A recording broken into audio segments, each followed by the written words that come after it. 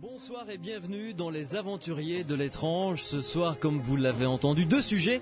Christian Jacques est un romancier de renom et un égyptologue passionné. Il vient de publier le 3e tome d'une série de 4 livres aux éditions IXO consacrés à la vie de Mozart. Et cet auteur nous entraînera sur les pas du génie de la musique et de l'influence de son appartenance à la franc-maçonnerie sur sa musique. Une franc-maçonnerie inspirée des mystères égyptiens. Mozart, franc-maçonnerie et mystère des prêtres égyptiens. Il n'en fallut pas plus pour qu'il soit l'invité des Aventuriers de l'étrange. Christian Jacques donc sera avec nous ce soir à partir de 23h pour 1 heure d'interview. Le premier sujet, lui, tout de suite sera tout aussi passionnant. Notre région possède un véritable trésor de sources miraculeuses où beaucoup de personnes se rendent encore pour guérir qui un eczéma, qui un mal de tête ou encore un problème physiologique. Je ne parle pas de la source de Lourdes évidemment, mais plutôt de toutes ces petites sources que l'on connaît par les grands-parents, par les oncles, qui ramènent de temps en temps comme ça dans la famille une bouteille d'eau. Si vous en connaissez, si vous connaissez une histoire relative à la source qui est proche de chez vous, appelez-nous pour nous raconter ça au 0826 300 300. Cyril est fidèle au poste et attend vos appels au standard. Bien entendu, si vous en utilisez de cette eau particulière, qui aurait des propriétés particulières, appelez-nous également 0826 300 300. Olivier de Marliève, bonsoir. Oui, bonsoir. Vous êtes un amoureux de votre région, de notre région, et on vous doit notamment 2 livres qui sont sortis il y a quelques années maintenant, sur les sources et les fontaines miraculeuses des Landes, de Gascogne et du Pays Basque. On les trouve encore, ces livres, Olivier de Marliève ?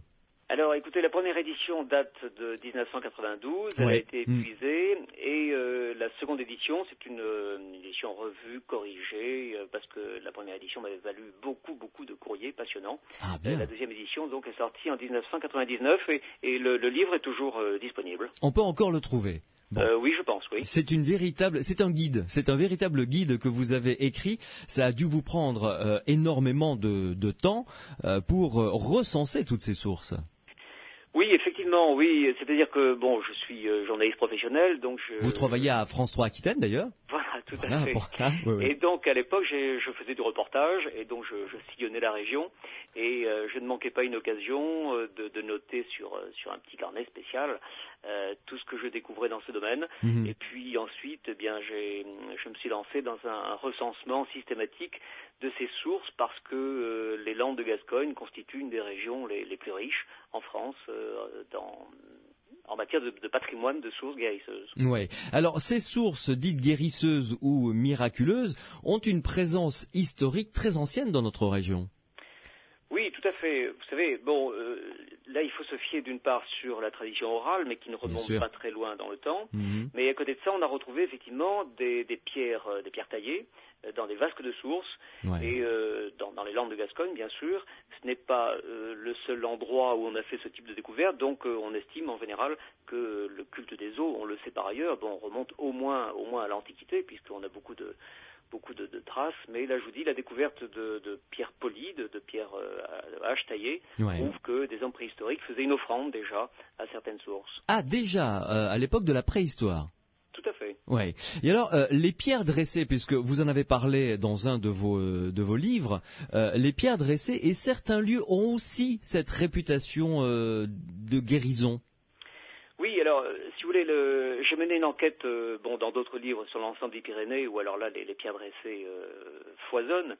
Mais si on s'en tient à ce domaine du Grand Triangle des Landes, il y a effectivement un culte qui entoure les pierres. Vous savez, là aussi, ce sont de très très anciens cultes, puisque il y a des synodes, des conciles de l'Église catholique qui, dès le IVe siècle et le Ve siècle, essayaient de lutter contre le paganisme en interdisant la fréquentation des pierres, des arbres et des sources. D'accord. Et cela a duré donc jusque il n'y a pas très longtemps. Alors des sites effectivement les Landes, ce n'est pas un pays de pierre, mais on trouve malgré tout un certain nombre de pierres. Et puis ce qui est amusant, c'est que lorsqu'il n'y a pas des dolmens ou des menhirs, et à ma connaissance, il y en a un seul dans les Landes. Eh bien, les gens s'attachaient à des bornes. On a retrouvé des exemples de bornes romaines qui étaient entourées d'une espèce de culte. On disait que pour provoquer la pluie, eh bien, il suffisait de coucher cette borne. Voilà. Ça, c'est un très très vieux culte. Hein. Les Romains avaient un temple dédié à Mars. Dieu susceptible de modifier l'atmosphère et de faire pleuvoir précisément, avec une pierre, la pierre Manalis, que l'on mouillait en période de sécheresse. Et c'était de la magie imitative déjà. Il s'agit de provoquer la pluie en manipulant l'eau, en remuant l'eau. C'est un vieux thème que tous les chamans du monde entier connaissent et ont pratiqué. Oui. D'ailleurs, puisque vous avez parlé de magie et de sorcellerie, on en parlera tout à l'heure, vers la fin de cette heure, puisque vous venez de publier, et là c'est franchement de l'actualité pour vous, un livre aux éditions Sud-Ouest qui s'intitule Magie et sorcellerie dans les Pyrénées.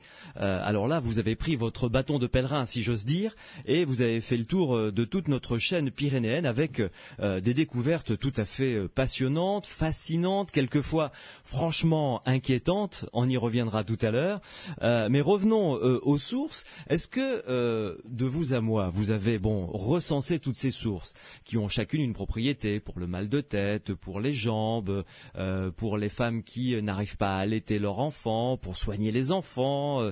Est-ce que vous en avez essayé quelques-unes? Vous avez été tenté d'essayer? Écoutez, ce qui est intéressant, c'est que lorsque j'ai essayé de recenser systématiquement ces sources. Alors vous savez, c'est relativement facile parce que dans les Landes, il suffit de demander à quelqu'un originaire du pays, bien sûr, où se trouve la source dont j'ai oublié le nom, mais on m'a dit qu'il y avait une source. Vous êtes sûr que d'abord il y a une source sur la commune sur laquelle vous vous trouvez, et la personne en question, vous indiquera effectivement la source guérisseuse la plus proche. Oui, moi j'en ai essayé. Vous savez, j'ai une amitié particulière pour la source de Saint-Clair à Saint-Mont, qui est à côté de Belin-Bellier. Et c'est une source ravissante dans un endroit où on se croirait au moment de la fête de la Saint-Clair, le premier dimanche du mois de mai, on se croirait au milieu des druides. Il y a le curé dans ce sous-bois, enfin, c'est assez extraordinaire. Et un été où je me promenais, j'avais attrapé un coup de soleil.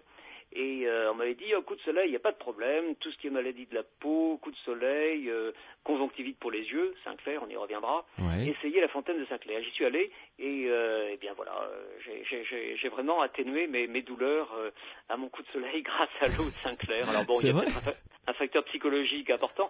Non, vous savez, il faut dire que moi, ce qui m'a émerveillé dans cette fréquentation pendant des années des sources guérisseuses, c'est l'espèce d'empirisme des paysans, parce que il y a, si vous voulez, deux grands types de maladies que l'on soigne auprès des sources. Il y a les maladies de la peau et il y a les anémies.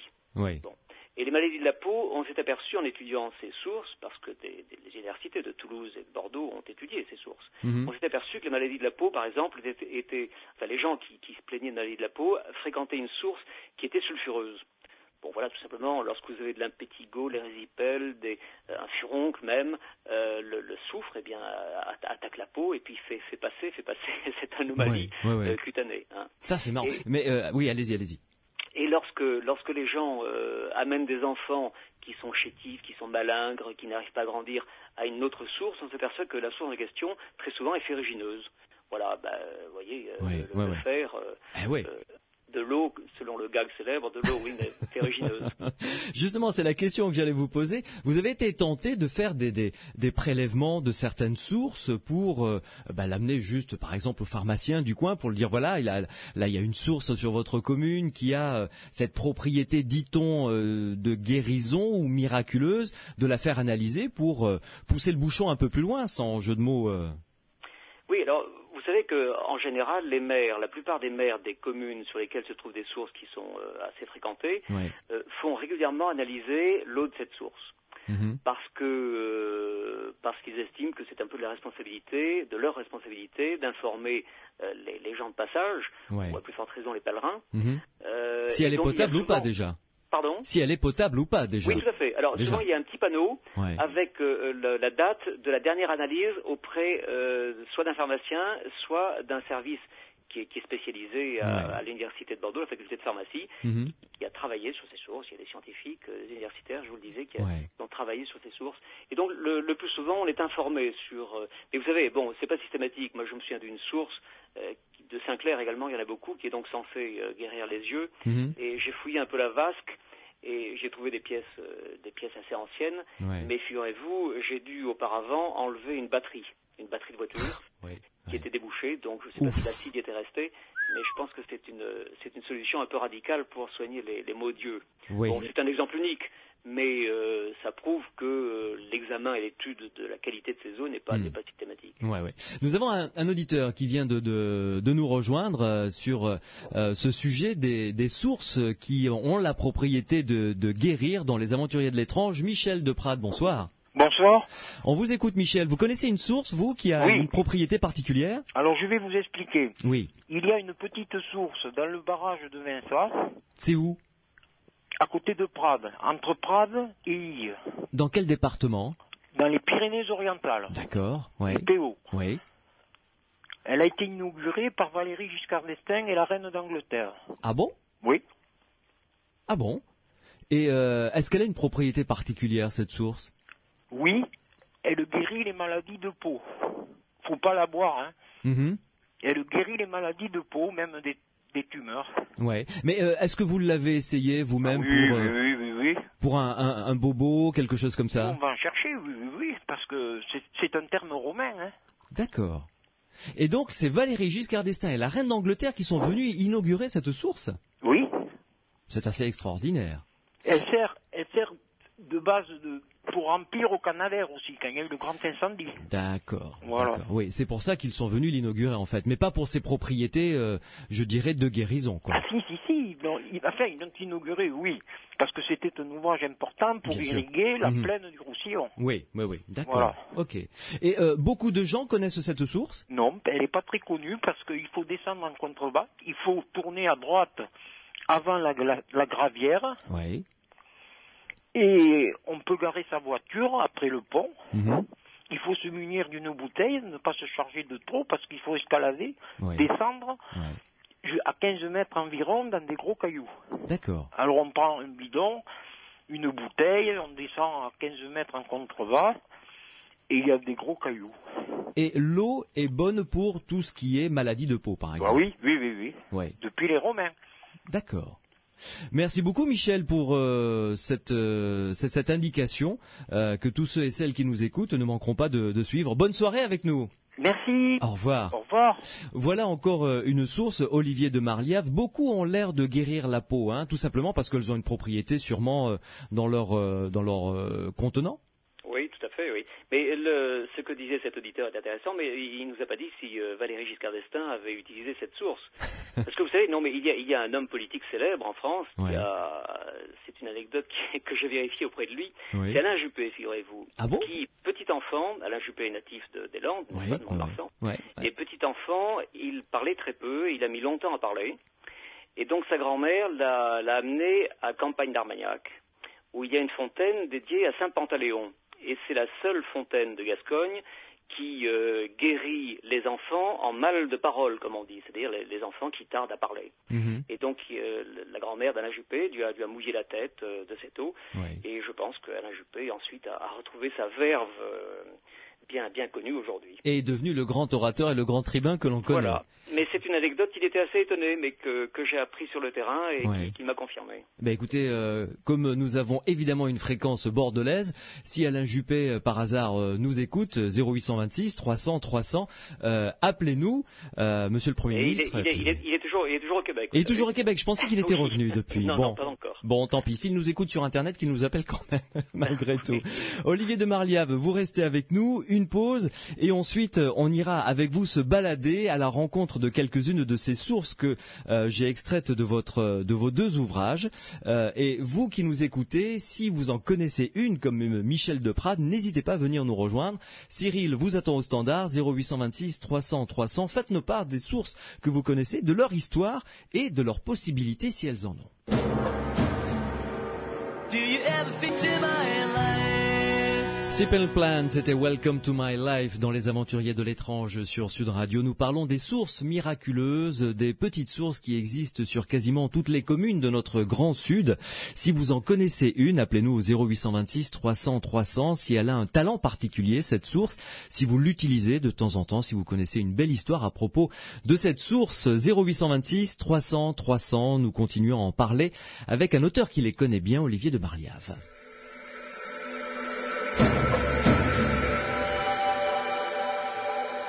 Rentrons dans le vif du sujet, Olivier de Marliave, si vous le voulez bien, avec quelques sources et quelques exemples de saints. Est-ce qu'il y a des saints qui reviennent très souvent en tant que patron d'une source? Vous parliez de Saint-Clair, par exemple, tout à l'heure. Oui, Saint-Clair, mais je pense qu'il y a presque davantage de sources dédiées à Sainte-Quitterie. Vous savez, il y a trois saints qui patronnent les sources en Gascogne, c'est Sainte-Quitterie, Saint-Clair et Sainte-Eutrope. Ouais. Alors, Sainte-Quitterie, pourquoi? Parce que Sainte-Quitterie porte le titre de patronne de la Gascogne. Elle serait morte décapitée à Aire-sur-la-Dour. Mm-hmm. Alors bon, c'est assez curieux parce que la légende dorée, si vous voulez, lui attribue plusieurs paternités. On prétend que c'était la fille d'un chef wisigoth toulousain de religion arienne, mais elle se serait convertie au catholicisme. Elle aurait fui et les sbires de son père l'auraient retrouvée à Aire-sur-la-Dour où elle a été décapitée. Ouais. Et miracle, une fois décapitée, elle a ramassé sa tête.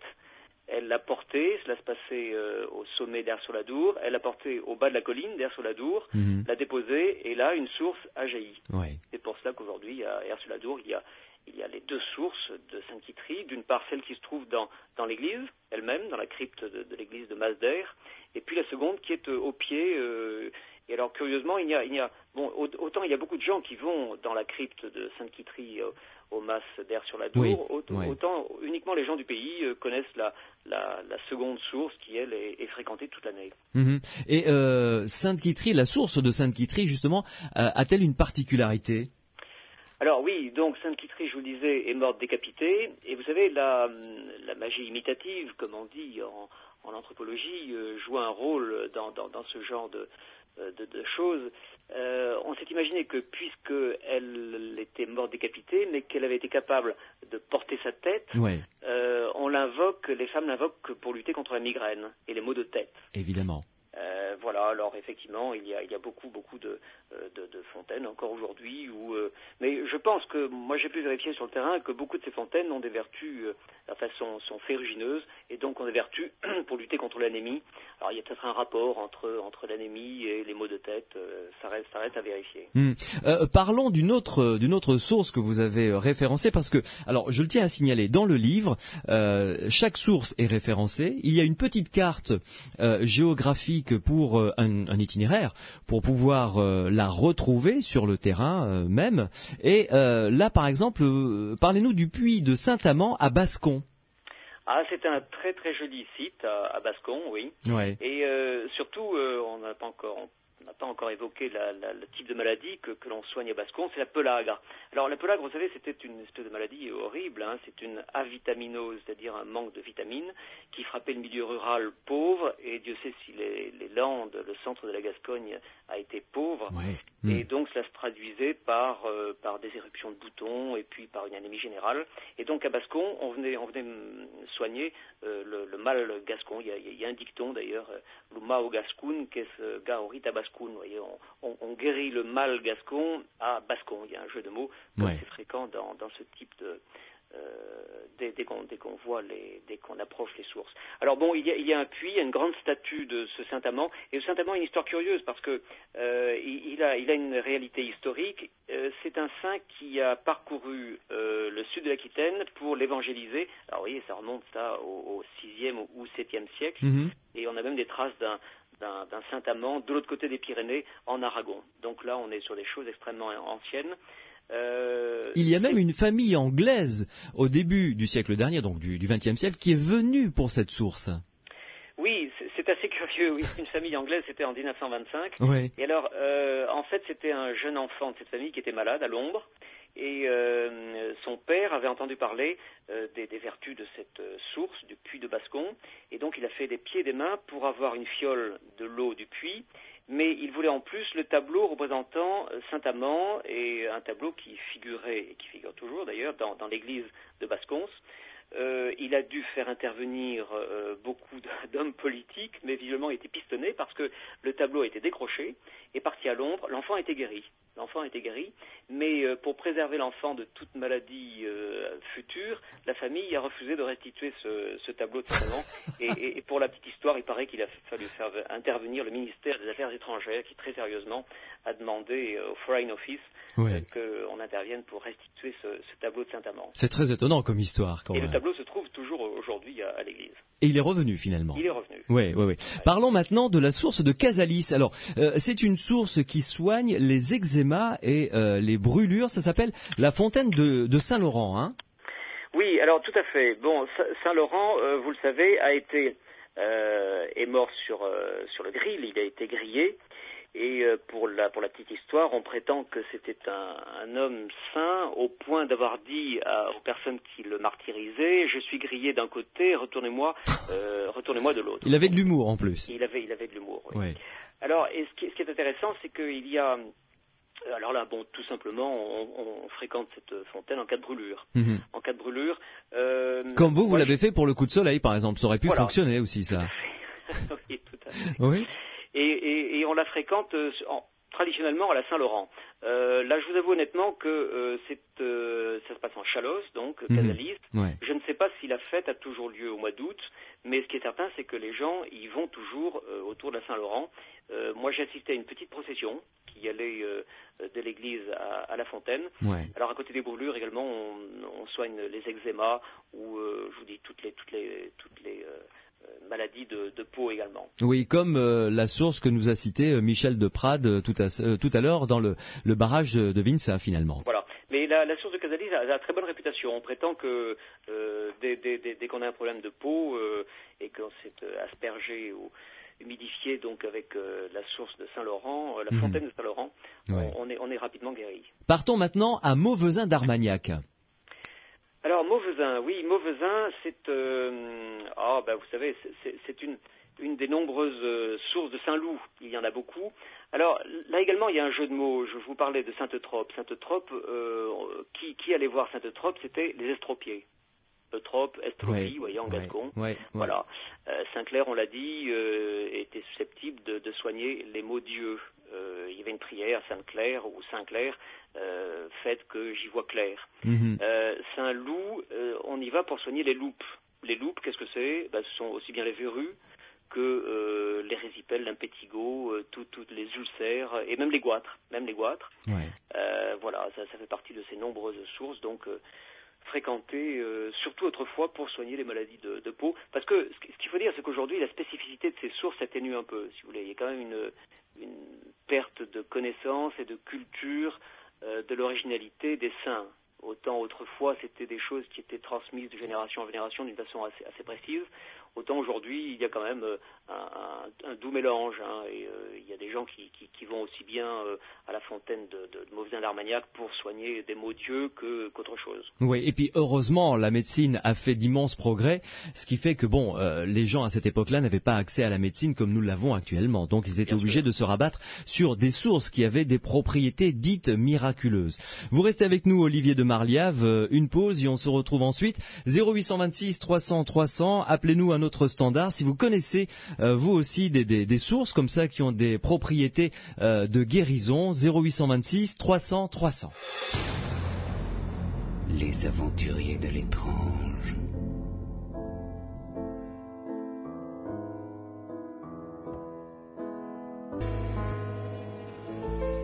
James Blunt, le nouveau single No Bravery sur Sud Radio dans Les Aventuriers de l'étrange. Nous parlons des sources miraculeuses. Si vous en connaissez une, si vous avez eu l'occasion d'en utiliser une, appelez-nous au 0826 300 300 pour nous raconter ça d'abord, puis pour nous indiquer où est cette source qui peut servir à d'autres personnes également. Olivier de Marliave, l'auteur de 2 livres justement qui ont recensé ces sources dans le Pays Basque et dans la Gascogne et les Landes, est en notre compagnie ce soir. Olivier de Marliave, beaucoup de sources sont tombées dans l'oubli, j'imagine, puisque ça se transmettait de manière orale, et puis peut-être qu'un beau jour, ma foi, plus personne n'en a parlé, et puis la source a été oubliée. la source a été oubliée, bien sûr. Oui, vous savez, il y a des lieux dont on n'a pas idée de la puissance de fréquentation, enfin du nombre de personnes qu'elles ont attirées. Je pense à Lussagné, par exemple. Lussagné, c'est en plein cœur c'est à la limite du Gers et des Landes, en plein cœur de la Gascogne, donc. Ouais. Et il y a une source de Saint-Jean jusqu'en 1950, donc jusqu'après la Seconde Guerre mondiale. Il y avait des centaines et des centaines de personnes qui venaient pour la Saint-Jean, passer la nuit de la Saint-Jean. On installait sur place des espèces de grands bacs de bois. On faisait chauffer l'eau et les gens, lorsque les 12 coups de la minuit sonnaient pour Saint-Jean, se baignaient. Alors on établissait un ordre, l'ordre, il y avait une liste d'ordres qui était ouverte dès le mois de janvier, 6 mois avant. Et oui, parce qu'on prétend que le premier qui se baigne dans les eaux de Saint-Jean à la minuit, eh bien, celui-là sera guéri de tous ses maux. Alors, on venait surtout pour soigner des rhumatismes. Vous savez, les fameuses douleurs, loose-doulouse, comme on dit en occitan. Avec l'âge, on a des douleurs un peu partout. Oui. Alors ça, c'est un site assez exceptionnel. Il y a Saint-Jean-de-la-Motte aussi, qui est complètement oublié. C'est au bord du bassin d'Arcachon. Sur la commune du Têche, il reste encore une petite fontaine où certains fidèles se rendent le jour de la Saint-Jean, le 24 juin. Mais pour vous donner une idée de la fréquentation qu'a connu Saint-Jean-de-la-Motte, les trains de pèlerinage qui partaient à Lourdes de Bordeaux s'arrêtaient à Saint-Jean-de-la-Motte. Les gens descendaient, allaient chercher de l'eau à Saint-Jean. Ah oui. Ah oui, mais c'était des... Et là, je vous parle des années... Encore une fois, bon, la dernière guerre mondiale a provoqué des bouleversements que tout le monde connaît, mais dans l'entre-deux-guerres, c'était une pratique courante. Les trains de pèlerinage s'arrêtaient à Saint-Jean-de-la-Motte, oui. Ah oui, c'est vraiment... Donc ça faisait quand même des centaines et des centaines de personnes qui, chaque année, s'arrêtaient à ces deux sources que vous nous avez citées en exemple. Bien sûr, bien sûr. Oui. Alors aujourd'hui, bon, les sources les plus fréquentées sont celles... Je pense que c'est Saint-Agné et celle de Bourricos, Saint-Jean de Bourricos. Alors parlons-en de cette fontaine de Saint-Jean de Bourricos, justement. Où est-elle et combien de personnes viennent la visiter? Alors, c'est à Pontinx-les-Forges, qui est un très joli petit village, pas très loin de la Bouaire. On est à une douzaine de kilomètres de la Bouaire. Et c'est un lieu saint parce qu'il y a beaucoup de légendes, il y a des cas de guérison, alors là, qui se comptent à l'appel, et puis surtout, il y a une petite communauté de prêtres, de moines, qui s'est installée en 1956, c'est assez curieux, ce sont des gens, de vrais ermites qui se sont installés, et ils ne sont pas très nombreux, et on prétend que la Vierge aurait émis un souhait en 1933, à Banneux en Belgique, et un moine donc belge serait venu s'installer là. Alors c'est un très joli endroit parce qu'il y a une fontaine qui est très bien aménagée et surtout il y a un rituel qui est bien respecté, c'est-à-dire que les gens viennent chercher de l'eau, se signent, font un signe de la croix avec l'eau, en mettent sur le front des enfants ou sur un bobo. Et puis, d'habitude, les grands-mères se retournent et jettent par-dessus leur épaule, derrière elles, une pièce de monnaie qui tombe dans la vasque de la fontaine. Ouais. C'est le très très vieux rite de l'offrande à la fontaine. Vous savez, il y a beaucoup de fontaines en Europe, dans les grandes places, où on jette des pièces. C'est traditionnel, oui. C'est un reste justement de l'offrande à la divinité qui habitait, croyait-on autrefois, les fontaines, et que l'on voulait se concilier. Oui. Et donc ça, c'est un rite qui existe toujours à Pontinx-les-Forges, à Saint-Jean de Bourricos.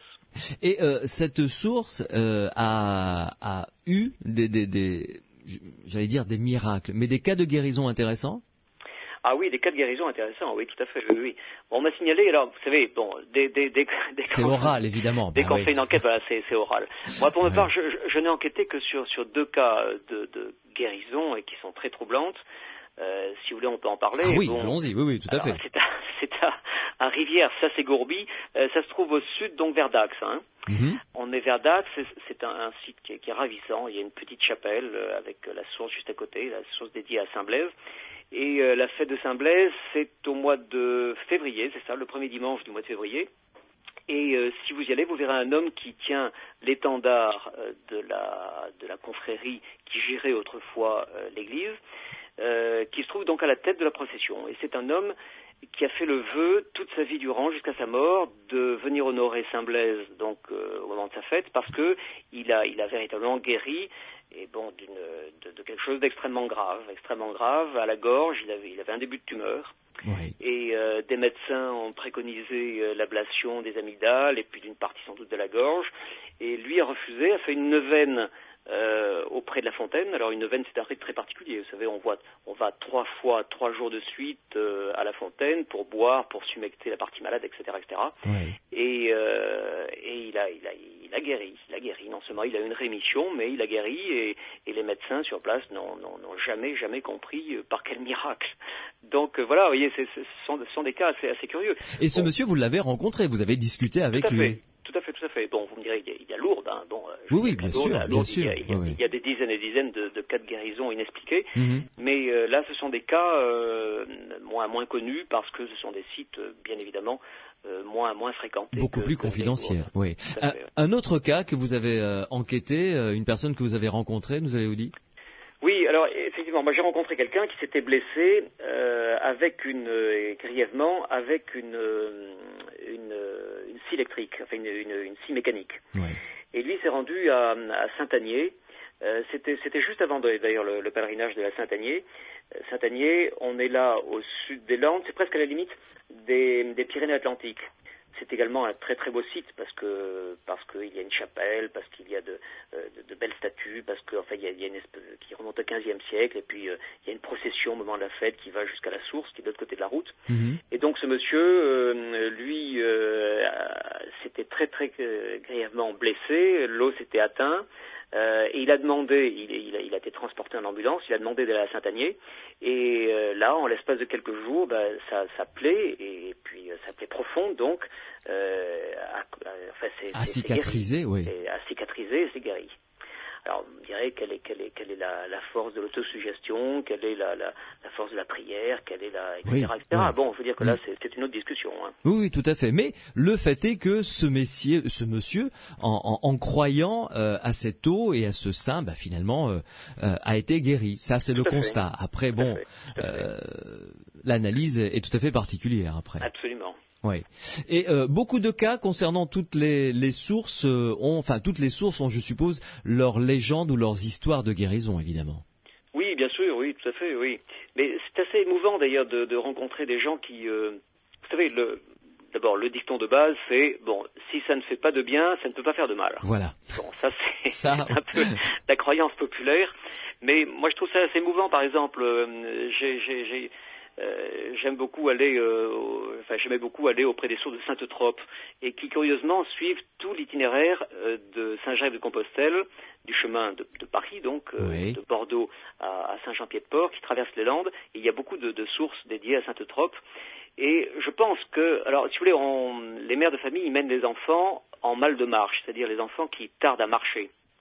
Et j'ai publié une photo, moi, qui m'émeut beaucoup. On voit une mère qui trempe les jambes de son petit enfant dans la vasque de la source pour l'aider à se vivifier, et voilà, et elle adresse une prière à Sainte-Trope. Et ce qui est intéressant, c'est que, je vous le disais, on amenait les estropiés. Bon, il y en a plus beaucoup des estropiés, heureusement, mais je pense qu'il y a une corrélation directe entre le chemin de Saint-Jacques. Vous savez, pendant des générations et des générations, les Gascons ont vu des milliers et des milliers de pèlerins marcher jusqu'à Saint-Jacques-de-Compostelle. Et c'était une marche ininterrompue. Et dont les Gascons, voyant ces pèlerins s'arrêter auprès d'une source dédiée à Sainte-Trope et se tremper les pieds ou les jambes en invoquant le saint, je pense que raisonnablement, ils ont dû se dire, il y a là un miracle. Enfin, c'est un saint qui aide à marcher, qui soulage les maux de jambes, etc., etc. Et ce qui est vrai, après une longue marche, se tremper les pieds dans de l'eau fraîche, ça ne peut faire que du bien, évidemment. Oui, tout à fait. Ouais. Et alors Sainte-Trope, donc, c'est le siège de Sainte-Trope, c'est Sainte en Charente. Mais c'est un culte qui a été amené progressivement tout au long du grand chemin par les pèlerins de Saint-Jacques. Ouais. Parlons d'une autre source avant de faire une pause. À Saint-Gor, la source de la Lonnette. Oui, la source de la Lonnette. Alors, ça c'est une source également intéressante. Elle est difficile à trouver, vous savez. Bon, c'est pas toujours évident de trouver des sources. Déjà, la trouver, ça sera une demi-guérison déjà. Oui. Comme vous dites dans votre livre. C'est une preuve de foi, c'est sûr, oui. Alors, on est du côté de Vieille-Soubiran, là. C'est Saint-Gor. Alors, c'est au sud de Roquefort, si vous voulez, entre Roquefort et Vieille-Soubiran. Alors là, il y a une fête intéressante, c'est la fête de Saint-Hubert, la Saint-Hubert de la Lonnette, avec le rassemblement des chasseurs. On fait une aubade à la sourde, il y a d'abord une messe, le curé fait une messe en pleine nature, c'est toujours un spectacle, qu'on soit croyant ou non, un spectacle assez étonnant. Hein. Tout à l'heure, vous parlez des druides, mais c'est un peu ça, hein. Faut avoir un prêtre en aube blanche dans un sous-bois, devant une source, c'est un spectacle assez curieux. Et donc là, on accueille les visiteurs, les pèlerins pour la Saint-Hubert. C'est autour du mois de novembre. C'est une eau à la fois ferrugineuse et sulfureuse. Et alors, ce qui est curieux, c'est qu'on prétend qu'elle est très bonne pour lutter contre les maux d'estomac. Et quand on connaît l'amour de la table qui anime les chasseurs, on prétend que de nombreux repas de la Saint-Hubert bien arrosés là se sont terminés à la source de la Lonnette pour faire passer... pour se remettre un petit peu d'aplomb, oui. Les confits et autres salaisons. Ouais. Bien, Olivier de Marliave, une pause. Vous qui nous écoutez, appelez-nous si vous connaissez une source qui a des possibilités qui est réputée comme étant une source guérisseuse ou une source miraculeuse. Une pause et au 0826 300 300, on va retrouver André qui nous appelle pour nous conseiller une source également.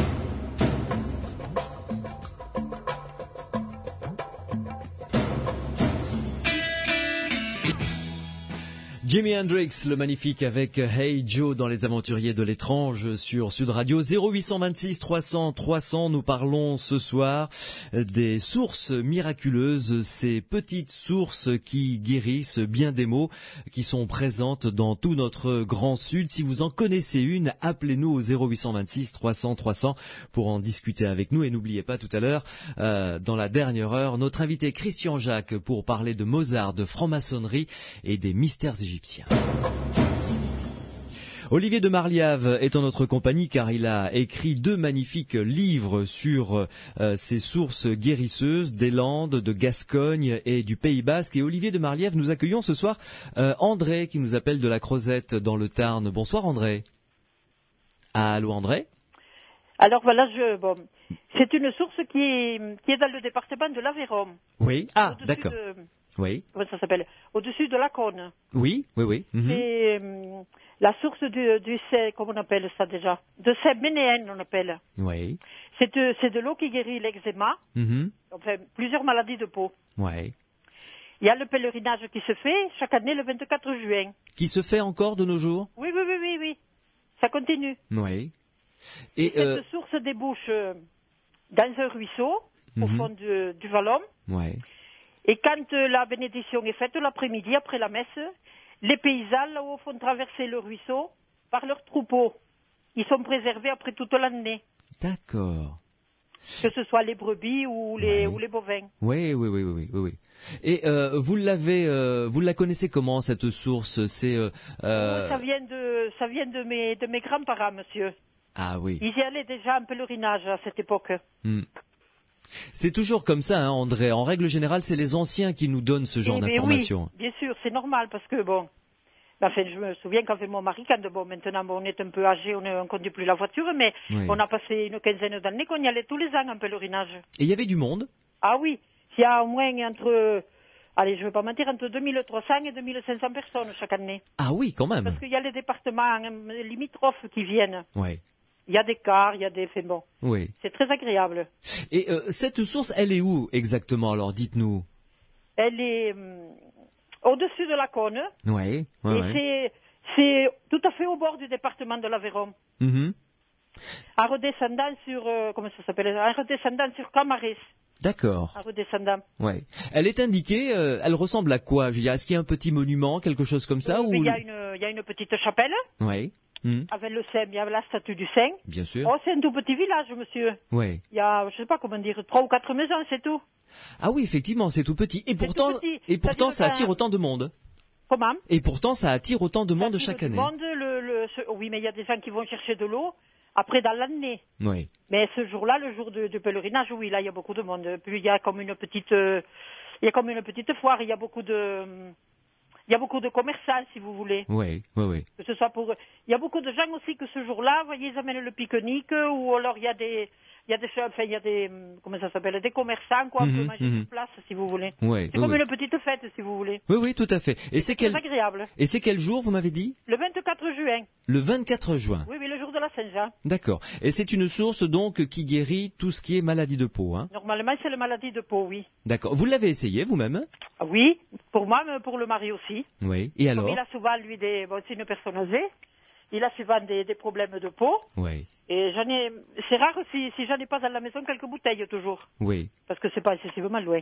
D'accord. Et vous l'utilisez comment? Juste comme ça, la passer? On se lave. Oui. On se lave avec. D'accord. Et c'est vraiment efficace? Eh bien, normalement, oui. Eh oui. Comme quoi? C'est un saint, normalement, qui descendait de... Enfin, quand j'ai lu le petit livre, c'est un saint qui descendait de Bretagne. Oui.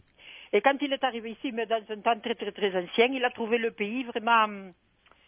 Bon, c'était des gens qui étaient pauvres, bon, bien sûr, ça c'est... Oui. Mais il y avait beaucoup de maladies, beaucoup de... Comme de la peste, je sais pas. Et alors, il a fait naître cette source exactement pour les guérir, pour essayer de les soulager. Oui. En plus, il faut le prier quand ça menace un orage Oui. Il préserve de la foudre, normalement. Ah, d'accord. Et... là, je n'ai jamais essayé, monsieur Maffin. Oui. Et il s'appelle Saint Méen. Saint Méen. Oui. D'accord. Eh bien, écoutez, merci André. Eh ben oui, parce que j'ai entendu, là, celle-là, je la connais depuis que je suis toute petite. Eh ben oui, et puis c'est sympa de la faire connaître aux autres, en tout cas. Vous savez, vous avez une émission formidable, monsieur Louis. Merci beaucoup, André. Toutes les semaines, je passe vraiment les heures à vous... C'est vraiment bon. Il y en a qui font un peu peur, quand même. Ah oui, nous aussi, pour vous avouer. Tous les goûts. Je vous fais de grosses bises, André. Eh bien, je vous remercie beaucoup. À bientôt. Et bonne continuation, surtout. Merci, au revoir. Au revoir. Olivier de Marliave, une source de plus dans notre besace. Ah oui, tout à fait, oui, mais c'est tout à fait intéressant ce que dit la dame, oui, tout à fait intéressant. Moi, je pense qu'il s'agit de Saint-Yves, un saint qui vient de Bretagne, et ça serait pas le seul exemple. Hein. Oui. Mais vous savez, je peux vous dire qu'il y a en Périgord, cette dame parlait de 2000, 3000 personnes, mais César, dans la guerre des Gaules, cite une source qui se trouve aujourd'hui encore dans la forêt de la Double, en Dordogne. Oui. Et chaque année, il y a la fête de la Latière. C'est le lieu dit, la Latière. Il y a 10 à 15 000 personnes qui se retrouvent là. Et à l'origine, ces personnes se retrouveraient autour d'une source. Oui. Et encore aujourd'hui, c'est une foire très vivante. C'est une des grandes dernières foires d'Europe, je pense, qui est restée très paysanne, parce qu'on y vend aussi bien des animaux que des produits de la terre, qu'on y échange, on y trouvait des domestiques jusqu'à il n'y a pas très longtemps. Enfin, c'est un coin très très curieux, et tout ça fondé par l'existence d'une source guérisseuse, vous voyez, que César mentionnait déjà à l'époque de la guerre des Gaules. Mais quand César l'a mentionné dans son livre sur la guerre des Gaules, cette source n'était pas rattachée à un saint, elle devait être rattachée à autre chose. Bien évidemment. Elle était rattachée. Vous savez, des divinités des eaux, il y en a eu beaucoup. Alors bon, ça, on n'a pas.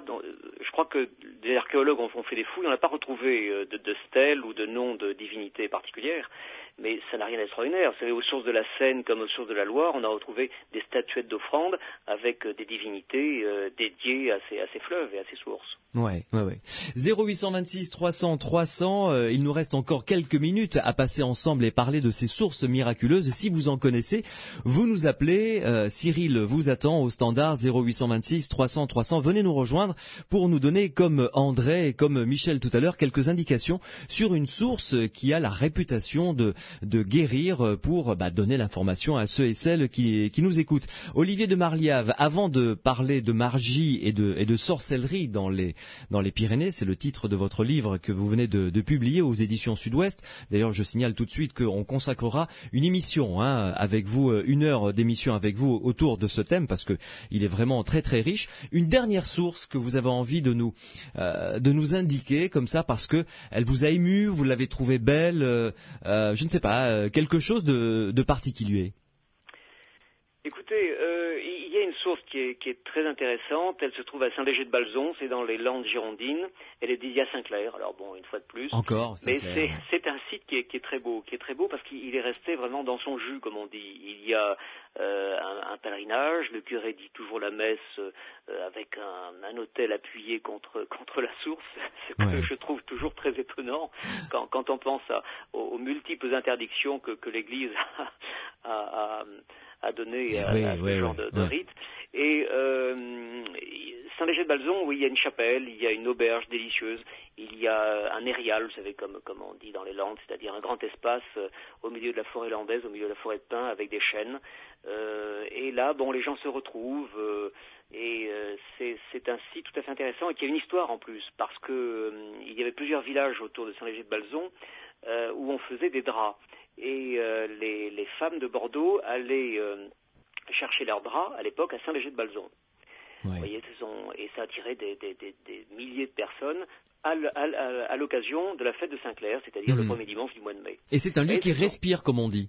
Ah, c'est un lieu qui respire, oui, tout à fait, oui, et qui est superbe. Et moi, je conseille toujours d'aller là, mais encore une fois, il y a X sites, et chacun des sites où l'on trouve ces sources est particulier. C'est ça qui fait tout le charme de ces multiples petites sources guérisseuses. Vous dites miraculeuses, moi je dis guérisseuses. Guérisseuses, oui, vous avez peut-être raison. Dites-moi, Olivier de Marliave, un mot maintenant concernant ce livre que vous venez de publier, avant de faire une pause et que l'on se retrouve pour en parler un peu plus abondamment. Magie et sorcellerie dans les Pyrénées, c'est un dictionnaire, c'est vraiment sous la forme d'un dictionnaire paru aux éditions Sud-Ouest. Pourquoi vous êtes-vous intéressé à ce sujet ? Alors écoutez, j'ai fait plusieurs livres sur les Pyrénées, et quand on pose la question, je réponds toujours que je suis toujours tenté de faire le livre qui n'existe pas encore. Bon, ça paraît évident, mais je me suis intéressé à la mythologie populaire dans les Pyrénées, et puis ensuite à la magie et à la sorcellerie. Bon, et là, je compile des notes et de l'enquête sur le terrain depuis des années et des années. Et je me suis passionné pour le sujet parce que je voulais savoir d'abord, vous savez, si on retrouvait ce que l'on dit souvent, cette espèce de conservatoire d'ethnographie dont on dit que les Pyrénées sont un très bon exemple. Mais c'est vrai, vraiment le massif montagneux des Pyrénées. Alors quand je parle des Pyrénées, pour moi c'est bien sûr nord et sud, et de la Catalogne au Pays Basque. Et c'est vraiment un exemple de conservatoire, de tradition, et en matière de magie, Dieu sait si c'est un pays qui est riche dans ce domaine. Avec moi, ce qui me touche beaucoup, c'est que ce livre est en librairie depuis 15 jours à peine, et j'ai déjà reçu plusieurs courriers et de personnes qui m'ont dit, mais vous savez, moi je peux témoigner, ce que vous dites à tel endroit, mais je l'ai bien connu. C'est assez touchant, en fait. Je pense qu'il y a quelque chose de très vivant, à la fois de très caché, mais dont les gens ont envie de parler, assurément. Bon, on va parler tout à l'heure de ce livre, évoquer quelques sujets. Quasiment, on parlera de l'affaire Zugarramurdi, qui est la grotte des sorcières, qui est très connue des gens du coin, qui est un véritable procès des sorcières de Salem, mais basque cette fois-ci. On parlera du tamis, le rôle que joue le tamis dans dans le monde de la superstition. Et puis un très joli rituel, le rituel du passage de l'arbre, avec deux hommes, un qui doit obligatoirement s'appeler Jean et l'autre qui doit s'appeler Pierre.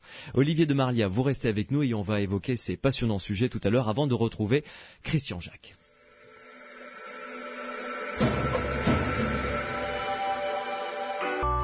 L'Indécision, très belle chanson signée Da Silva, Olivier de Marliave est notre invité ce soir dans Les Aventuriers de l'étrange. Dernière ligne droite avec lui avant de retrouver Christian Jacques pour parler de Mozart, ce génie de la musique qui était franc-maçon et initié aux mystères égyptiens.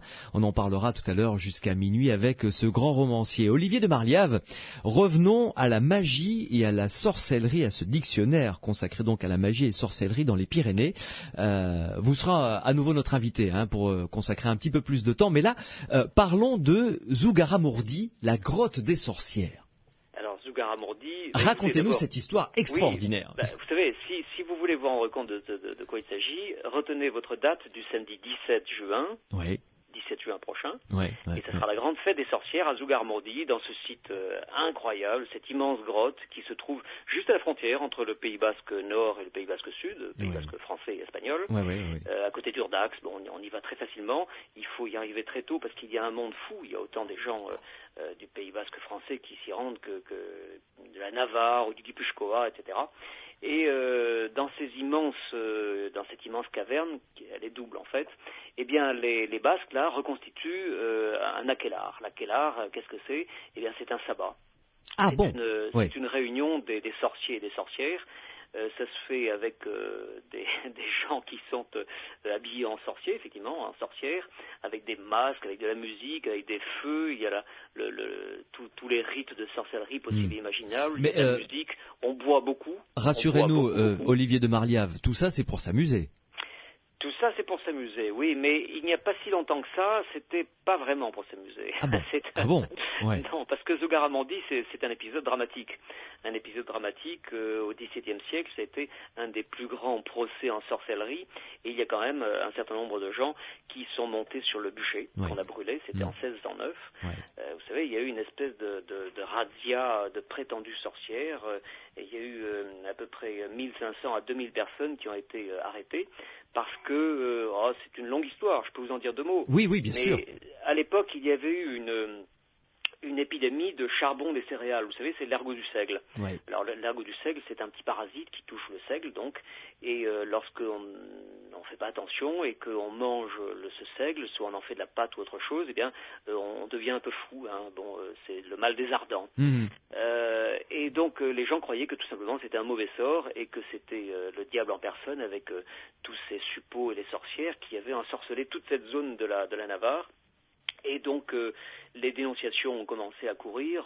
Une certaine Graciana de Hériart, je vous la cite parce que c'est une personne qui est emblématique, a commencé à dénoncer effectivement, parce qu'on l'a torturée quand même, on l'a torturée un peu. On l'a passé à la question. Voilà, on l'a passé à la question. Et elle a avoué que, il y avait des sabbats dans la grotte de Zugarramurdi, on baisait le cul du diable, bien évidemment, le diable forniquait avec toutes les dames, les jeunes filles, etc. C'était des scènes sabbatiques effroyables. Ouais. Donc il y a eu une enquête de l'Inquisition espagnole qui aboutit à un grand procès.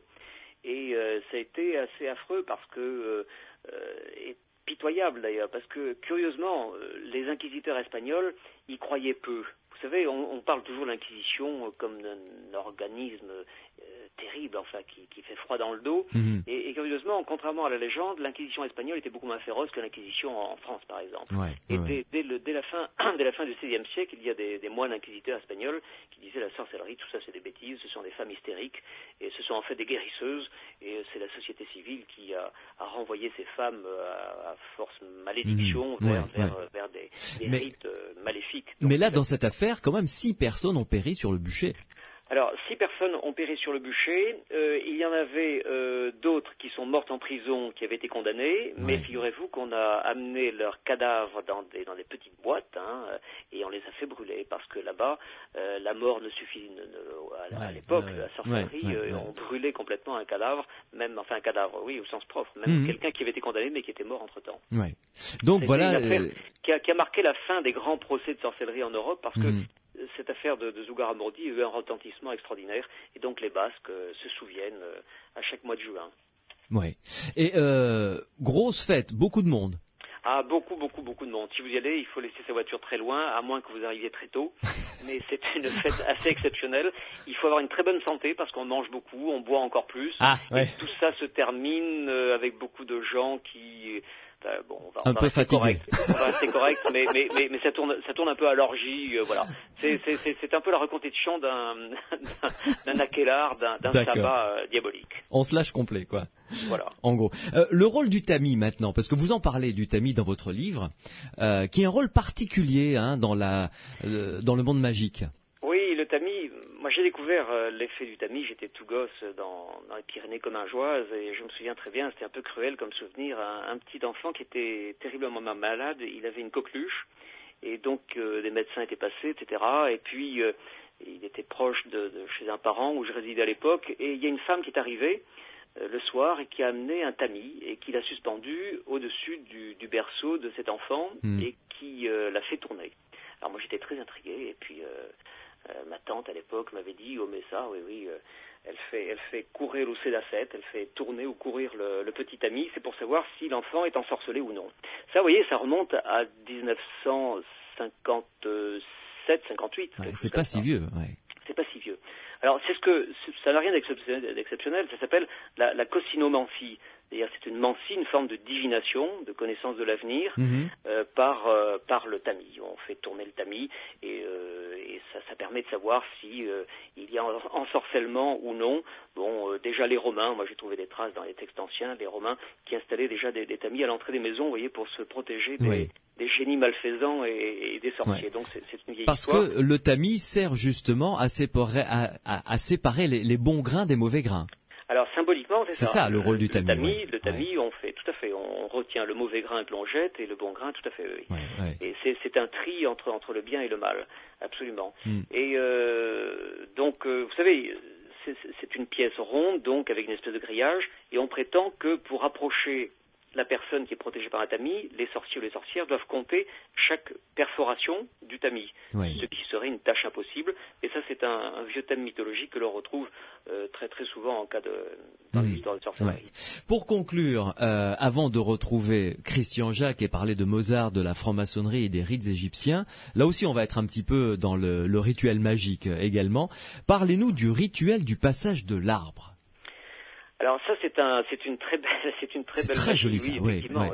C'est super parce que on touche ici au paganisme de la magie, c'est-à-dire lorsqu'un enfant a une hernie ou lorsqu'il est malade d'une façon générale et que les médecins s'avèrent impuissants à dire en quoi consiste cette maladie, des parents, et c'est pas vieux tout ça, les parents amenaient cet enfant dans un bois, fendaient en deux dans le sens vertical bien sûr un chêne, écarter ce chêne avec un coin et avec deux hommes, l'un s'appelant Pierre et l'autre Jean, ils se passaient l'enfant.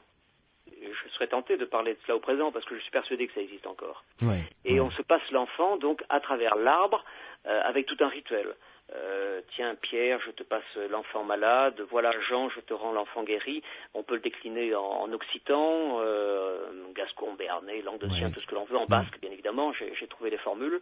Et le principe veut que la maladie de l'enfant reste collée, si vous voulez, à l'arbre, éclatée, et l'enfant, au contraire, retrouve toute la vigueur que l'arbre va perdre, et on prétend que si l'arbre meurt après ce traitement, quand même, on l'a éclaté en deux, et l'enfant guérira. Si au contraire l'arbre se rabiboche, l'enfant, il n'est pas évident qu'il puisse retrouver la santé. Mais tout ça, si vous voulez, sont des traditions très complexes, parce que, encore une fois, vous savez, c'est une affaire qui a été théorisé par un médecin, figurez-vous, au 5e siècle, un médecin de Bordeaux, un médecin gallo-romain, c'était Marcellus Empiricus, qui le premier a théorisé dans ses écrits le rite du passage à travers l'arbre. Donc, vous voyez, on rejoint la magie de la nuit des temps, là, du chamanisme, du paganisme le plus complet, et encore une fois du culte de l'arbre. Et qui se mélange. C'est que tout ça a survécu à traverser les siècles. Et qui se mélange avec le christianisme, puisqu'il faut que ce soit un Jean et un Pierre qui prennent l'enfant. Tout à fait. Et en principe, pour que le rite soit complet, il doit se dérouler pendant la nuit de la Saint-Jean. Pendant la nuit de la Saint-Jean, moi j'ai eu des exemples de témoins directs, de personnes qui m'ont pas dit qu'elles elles faisaient encore ce rite, mais qui l'ont vécu en tant que témoins.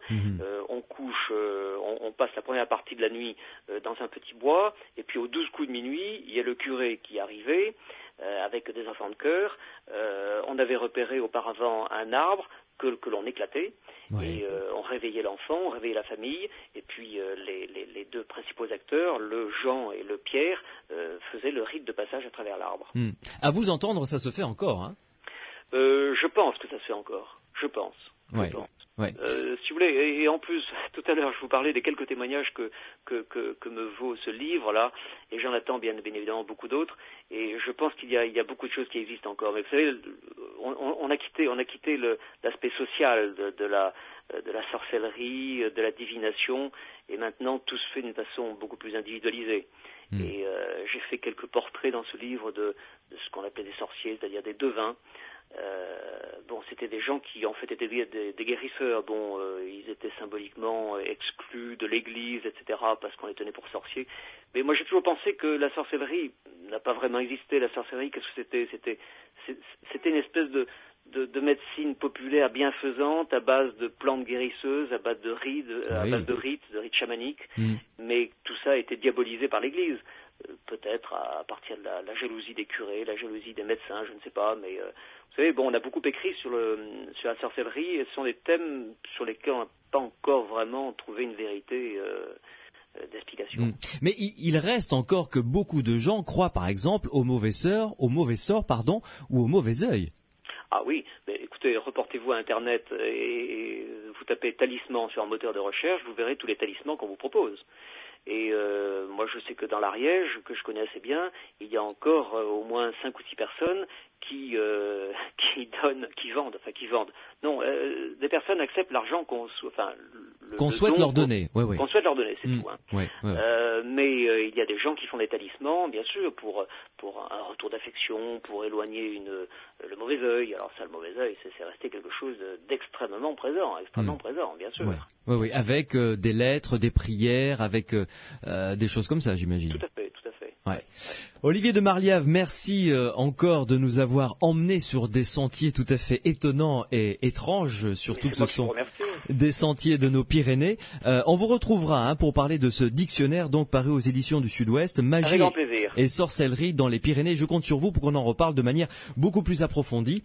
Et puis, ma foi, si l'occasion se présente d'avoir un exorciste ou un devin avec nous à l'antenne, une de vos connaissances, eh bien, ce serait intéressant d'avoir son avis, de savoir comment lui le vit et comment ça lui est venu. Ça pourrait être l'objet d'une émission tout à fait intéressante. Qu'en dites-vous ? Entendu. On prend rendez-vous. Un exorcisme, ça ne peut pas poser de problème. Bon, très bien. Merci beaucoup, Olivier de Marliave. Au revoir. À très bientôt, au revoir. Les aventuriers de l'étrange continuent tout de suite avec Christian Jacques, je vous l'avais dit, qui vient de publier son 3e tome sur la vie de Mozart, franc-maçon et initié aux mystères égyptiens. Il est notre invité jusqu'à minuit. Christian Jacques, bonsoir. Bonsoir. Je suis ravi de vous accueillir dans les aventuriers de l'étrange pour vous suivre sur le chemin de Mozart. Vous venez de publier 2 tomes, le 3e va bientôt paraître sur le mystère Mozart, donc aux éditions XO. Le tome 1 s'appelle Le Grand Magicien, le tome 2 Le Fils de la Lumière et le tome 3 Le Maître du Feu. Hein. Le Frère du Feu. Le Frère du Feu, pardon, voilà. Le Frère du Feu. Il va y avoir 5 tomes en tout. Hein. Alors, il y en aura 4. Le dernier, ça s'appellera Les Médicis et ça portera évidemment sur la flûte enchantée, la dernière année de la vie de Mozart. Voilà. Alors, 4 actes. 4 actes, effectivement. Dites-moi, Christian Jacques, comment vous est venue cette passion pour Mozart ? Écoutez, en fait, elle m'est venue très jeune parce que parmi mes loisirs d'écolier, il y en avait 2, c'était la lecture, tout ce qui me tombait sous la main, et puis bien sûr il y a eu la lecture de livres sur l'Égypte, et puis il y avait le piano. Et en fait, j'étais un pianiste amateur. Bon, j'ai pas mal travaillé les sonates de Mozart à l'époque où on en parlait très peu. Ouais. Et puis en jouant cette musique, je me suis demandé mais quel est l'homme qui est derrière tout ça, et grosso modo vers l'âge de 20 ans, j'ai commencé à accumuler des dossiers, des renseignements, et tout au fil des années, sans avoir l'idée d'ailleurs forcément d'écrire un jour un livre sur Mozart, eh bien le dossier a grandi, et ces derniers temps, il y a eu pas mal de livres très importants, tant sur Mozart que sur la franc-maçonnerie, que sur l'égyptologie, et ce qui nous est resté de l'Égypte après sa mort physique, si j'ose dire. Ouais. Et puis voilà, et puis il y a à peu près 3 ans, l'idée m'est venue de raconter, je dirais pour moi, entre guillemets, le vrai Mozart, et pas seulement le petit gamin perruqué, le compositeur que tout le monde aime dans le monde entier, mais qu'est-ce qui s'est passé dans ce personnage vraiment très étrange et très mystérieux. Vous nous emmenez à la découverte de la vie de Mozart à travers sa vie initiatique et franc-maçonnique. Oui, et je dirais ceci simplement à partir des constatations, au fond, qu'ont fait les historiens de la musique, et notamment Jean-Victor Rocard, qui a écrit un magnifique livre sur la pensée de Mozart, où il dit qu'à partir de son initiation en franc-maçonnerie, donc on est en 1784, à la fin de l'année 1784, tout change. Je veux dire par là, Rocard explique bien que ça n'est plus un musicien comme un autre, et que sa musique ne sera plus semblable à une musique profane. Elle n'est même plus du tout profane, dit-il. Alors, en plus, en faisant des recherches, je me suis aperçu que le contact de Mozart avec la franc-maçonnerie remonte très très loin, puisque c'est à 11 ans qu'il rencontre un franc-maçon. Vous savez, il a été très malade. Il a failli mourir d'une épidémie de variole qui a d'ailleurs décimé l'aristocratie viennoise un peu à ce moment-là.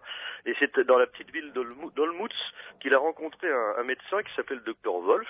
Dr Wolf a donc sauvé Mozart, merci à lui. Oui. et à l'occasion, il lui a dit, est-ce que tu pourrais pas me mettre en musique un petit texte? Alors, ce petit texte s'appelait Joie, reine des sages. Le Dr Wolf était franc-maçon, et ce petit texte a donc été mis en musique par Mozart et chanté en loge sans qu'il le sache. Voilà, c'était le premier contact. Alors ensuite, il y a eu des contacts beaucoup plus importants avec des gens connu ou pas connu. Bon, il y en a un qui est assez connu, qui est le fameux docteur Mesmer, un autre médecin, le fameux fondateur du magnétisme, dont on s'est beaucoup moqué, mais dont on se moque moins aujourd'hui, parce que il a finalement été quelqu'un de très sérieux et de très intéressant. Et alors lui, il a eu beaucoup de discussions avec Mozart sur la franc-maçonnerie, sur l'Égypte, sur beaucoup de choses de ce style.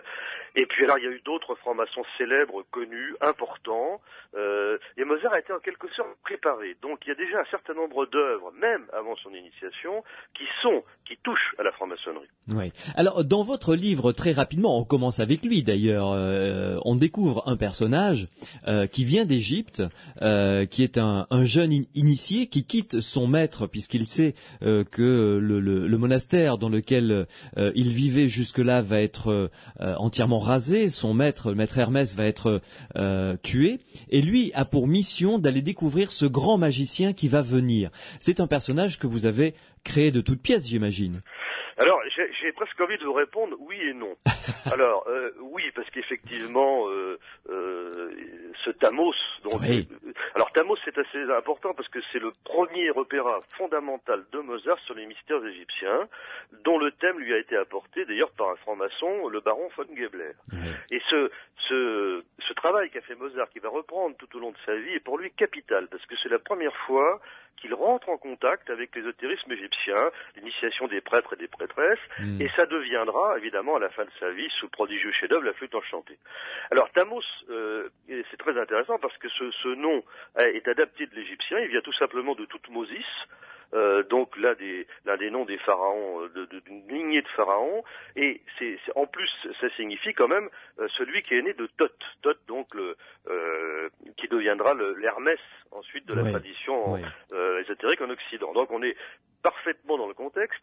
Alors donc évidemment ce personnage n'a pas existé réellement, mais il y a un fameux mythe maçonnique qui est celui des supérieurs inconnus, et qui lui est assez finalement à la fois mythique et historique, en ce sens qu'un certain nombre de gens venus d'Orient, et notamment d'Égypte, ont parcouru, disons, entre le 6e siècle de notre ère et le 18e siècle, nous allons voir le Mozart dans les loges maçonniques de Vienne. Ces gens-là ont parcouru l'Europe et ont donné un certain nombre de connaissances et de rites et de symboles qu'ils ne pouvaient à la limite plus vivre en Orient ou en Égypte. Donc il y a eu des Thamos, et pour un égyptologue, c'est tout à fait stupéfiant de voir ce qui se passe à Vienne à la fin du XVIIIe siècle, alors que Champollion n'a pas encore déchiffré les hiéroglyphes, donc on n'a pas accès aux textes égyptiens eux-mêmes, mais il y a toute une tradition qui est arrivée là, et elle n'est pas arrivée là toute seule. C'est fascinant, ça. Voilà. Oui, parce que ce qu'on ne sait pas toujours, c'est que l'Égypte ancienne, l'Égypte pharaonique, elle meurt véritablement au VIe siècle, après Jésus-Christ.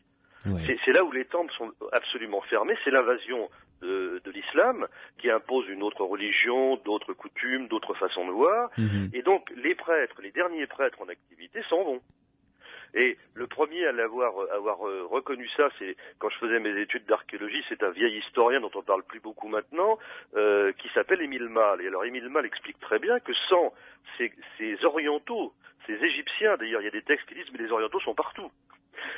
Sans eux, eh bien il n'y aura pas eu de cathédrale, parce que ça explique tous les floraires, tous les lapidaires, tous les bestiaires. Comme dit Émile Malle, j'ai rarement vu des pélicans sous le ciel d'Occident, quoi. Bon, or c'est un symbole très important, à la fois dans les cathédrales, en maçonnerie, etc. Et ça nous fait remonter d'ailleurs même à Osiris, vous voyez. Donc voilà. Donc ce Thamos, il y a eu un Thamos à Vienne, ça c'est sûr, parce que sinon il n'y aura pas eu de transmission d'un certain nombre de choses à la franc-maçonnerie. Et donc voilà, c'est pour ça que c'est un personnage à la fois réel et imaginaire. Oui. Christian Jacques, une première pause et on se retrouve tout de suite après pour poursuivre cet entretien tout à fait fascinant et découvrir la vie de Mozart, sa relation avec la maçonnerie et les mystères égyptiens. À tout de suite. À tout de suite. Les aventuriers de l'étrange. Je m'attendais pas à ça. Je m'attendais pas à ça, Patrick Bruel dans Les Aventuriers de l'étrange. Sur Sud Radio, nous sommes ensemble jusqu'à minuit. Christian Jacques ce soir est en notre compagnie, l'auteur de toute une série de livres passionnants sur l'Égypte. Et là, il est notre invité dans Les Aventuriers de l'étrange pour les 3 tomes sur 4 qui vont être publiés en totalité aux éditions IXO sur la vie de Mozart, ses relations avec la franc-maçonnerie et les mystères égyptiens. Le tome 1 donc s'intitule Le Grand Magicien, le tome 2 Le Fils de la Lumière et le tome 3 qui va sortir Le Frère du Feu. Et le tome 4 sortira d'ici quelques mois, j'imagine, Christian Jacques. Ah, il sortira, en mai. Donc voilà. Assez rapidement maintenant. Bon, alors revenons donc sur la vie de Mozart. Déjà, vous nous l'avez dit tout à l'heure, dès 11 ans, sans le savoir, il crée une première musique qui sera utilisée dans une loge maçonnique. Et son initiation en tant qu'apprenti, parce qu'on commence en tant qu'apprenti dans une loge, a littéralement bouleversé sa vie, et ensuite ses différents grades, compagnons et maîtres ont transformé littéralement sa musique. C'était clair au départ, ça? Écoutez, pour le grand public, je veux dire. Pour le grand public, ce qui est absolument merveilleux avec Mozart, c'est que c'est un être universel. C'est-à-dire qu'il a fait à la fois des musiques strictement maçonniques, oui, dont malheureusement beaucoup ont été perdus, dont l'extraordinaire ode pour le grade de maître qui est vraiment, qu'il a travaillé et retravaillé. Il a fait beaucoup de cantates magnifiques, il a fait des chants, par exemple le chant pour le grade de compagnon. Donc quand il voulait faire des musiques strictement maçonniques, il les faisait pour sa loge. Ce qui s'est passé, c'est que il a été initié, ça c'est merveilleux, on le sait, donc très très précisément le 14 décembre 1784 à 18h30. Vous voyez, c'est précis, on a les documents, on connaît le nom de la loge, des frères, etc. Donc, à cette époque-là, la maçonnerie va bien. Elle est en pleine expansion à Vienne, et surtout l'empereur Joseph II, qui n'est pas franc-maçon, aime assez les francs-maçons dans la mesure où ils soutiennent sa politique libérale. Oui. C'est assez important à savoir, parce qu'on comprend mieux ce qui s'est passé après dans la vie de Mozart. Il a une position ambiguë quand même. Hein. Alors, il est très ambigu, parce que c'est un joueur d'échecs. C'est-à-dire que c'est un homme qui veut vraiment faire des réformes libérales, et il en fait. C'est vraiment, comme on dit, un empereur éclairé. Hein, on est bien au siècle des Lumières. Et son ennemi majeur, c'est l'Église, quand même. Hein. L'Église l'embête beaucoup, il n'aime pas du tout le pape. Et alors, il s'appuie, en fait, sur les francs-maçons pour combattre l'Église. À condition qu'évidemment, eux appuient ces réformes libérales. Mais c'est plutôt dans l'esprit des maçons du moment. Le problème, c'est qu'il se prépare un événement qui va bouleverser l'histoire de l'Europe, c'est la Révolution française. Et alors là, les jésuites, dont l'ordre a été dissous peu d'années auparavant, font une campagne de désinformation magnifique, très très bien réussie, et qui disait au fond, les francs-maçons c'est des gens très dangereux, c'est eux qui inspirent la révolution, et ils veulent renverser toutes les monarchies. Et là, la réaction de Joseph II va être de plus en plus méfiante, et les francs-maçons d'amis qu'ils étaient vont devenir suspects. Et on va interdire, par exemple, la création de musique dans les loges, parce que ça attirait à la limite trop de monde. Puis vous imaginez, quand vous étiez frère à cette époque-là, vous arriviez, vous écoutiez du Mozart inédit. Oui. C'était quand même assez extraordinaire, ça fait rêver. Bon, alors, il n'a plus le droit, et donc, tout ce qu'il faisait, j'allais dire, la musique maçonnique officielle et estampillée comme telle, va passer dans les concertos, dans les symphonies. Et dans ces livres, je vais notamment raconter les 4 grands opéras écrits après son initiation, c'est-à-dire les Noces de Figaro, Don Juan, Così fan tutte et la flûte, sont remplis d'allusions, de symboles, de cheminements maçonniques. Alors évidemment, on peut très bien les écouter, les regarder pour le simple plaisir extraordinaire de la musique, mais on peut aussi les lire d'une autre manière, et notamment en regardant les textes. Les textes, justement, qui a collaboré avec lui? Alors, il y a eu 2 grands collaborateurs, l'un c'est Lorenzo da Ponte, alors lui qui est un personnage, là lui il vaut vraiment le détour, parce que on l'appelle l'abbé da Ponte, c'est un abbé très particulier. Hein, il n'a d'abbé que de nom, hein. Oui, que de nom, parce que il aime beaucoup les jolies femmes, il boit beaucoup, il laisse des enfants un peu partout, enfin c'est un personnage tout à fait spécial, il est très très imbu de sa grandeur intellectuelle, il se fâche un peu avec tout le monde, mais il a séduit Joseph II, il devient un peu le librettiste fidèle. officielle. Voilà. Alors, ce qui s'est passé, c'est les musicologues ont bien établi une chose, c'est que Mozart a été très attentif au moindre mot de ses livrets. Alors, il pouvait pas tout faire, parce que déjà, dans une si courte vie, c'est incroyable, l'œuvre est immense, donc il arrêtait pas de travailler, il travaillait pratiquement jour et nuit, il dormait pas beaucoup. Donc, Da Ponte était un peu un miroir, c'était un peu le librettiste, mais il faisait exactement ce que voulait que Mozart réalise, et il fallait que le texte soit au service donc de ce que voulait faire Mozart. Et moi je suis persuadé que les Noces de Figaro correspondent justement à une évocation du grade d'apprenti, vous en parliez tout à l'heure, que Don Juan c'est tout à fait le grade de compagnon et que Così nous évoque ce qu'on appelle l'alchimie de la maîtrise. Alors, quant à la flûte enchantée, là, on passe dans une autre dimension. Je pense qu'on est au-delà de ces trois grades. On est avec un autre librettiste qui s'appelle Schikaneder, qui était d'ailleurs franc-maçon lui-même. Et alors là, c'était très simple pour Mozart, parce que dans la troupe, pratiquement tous les chanteurs étaient francs-maçons. Donc, il travaillait dans une loge de musiciens, quelque sorte. C'était beaucoup plus simple pour lui. Et là, alors, il remet, ça c'est fascinant pour un égyptologue, parce que de quoi nous parle-t-il? Il nous parle pas du tout, comme on l'a trop souvent écrit, d'allusion à la maçonnerie, à l'apprentissage, pas du tout. C'est l'initiation d'un roi et d'une reine, c'est l'initiation d'un couple, c'est complètement révolutionnaire, mais c'est très exactement la tradition égyptienne. Donc là, Mozart fait une œuvre qui est totalement visionnaire et qui est un apport à la fois spirituel et musical absolument extraordinaire. On parlera tout à l'heure, on consacrera vraiment un chapitre entre les relations entre l'Égypte et la franc-maçonnerie et savoir si ça perdure encore de nos jours. Ça, je vous poserai la question tout à l'heure. Mais revenons sur un personnage que l'on croise et que Mozart croise grâce à Thamos, c'est Cagliostro. Oui. Ah oui, alors ça... Brossez-nous le portrait de ce personnage tout à fait étrange. Oui, il est tout à fait étrange. Alors justement, nous parlions tout à l'heure des supérieurs inconnus. Bon, alors Cagliostro se situe un petit peu dans cette dimension-là. On ne sait pas très bien où il a été initié. Peut-être à Londres, peut-être ailleurs.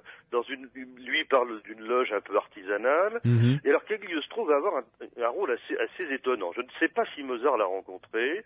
Je ferai une scène quand même où effectivement il y a un échange, parce que Cagliostro est venu par exemple à Lyon, il est allé à Strasbourg, et il a fondé un rite qui était justement des loges isiaques, qui s'inspiraient en partie de la tradition égyptienne, et il a joué un rôle, je dirais, à la fois positif et négatif. Positif parce qu'il a réveillé on peut dire un certain désir des maçons d'aller chercher des symboles, de faire des recherches, de trouver autre chose. Et puis d'un autre côté, il s'est passé évidemment quelque chose de terrible dans sa vie, c'est l'affaire du collier, à laquelle il est donc de Marie-Antoinette, et qui est à l'origine d'ailleurs une des origines certaines de la Révolution et des troubles qui vont survenir. Et Cagliostro était très ami avec le cardinal de Rohan, qui était dans sa loge.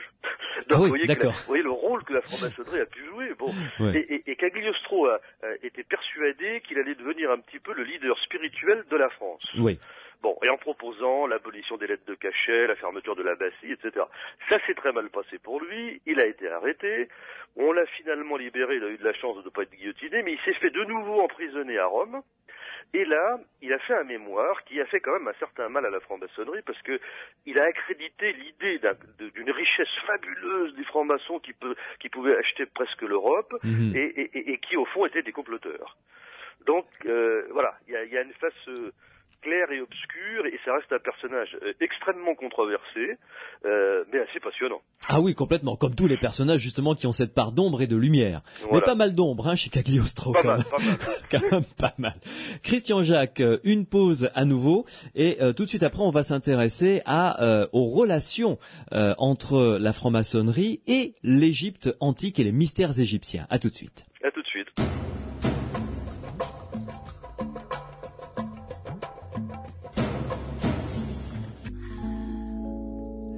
Corinne Bailey Ray sur Sud Radio dans Les Aventuriers de l'étrange, c'était Put Your Records On.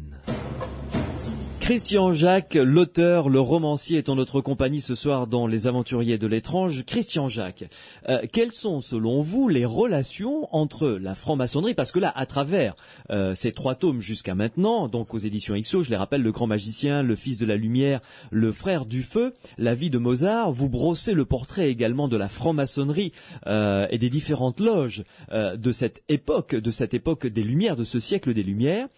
Quelle est la relation entre les mystères mystères égyptiens, l'alchimie, puisque vous en parlez beaucoup également, et les loges maçonniques.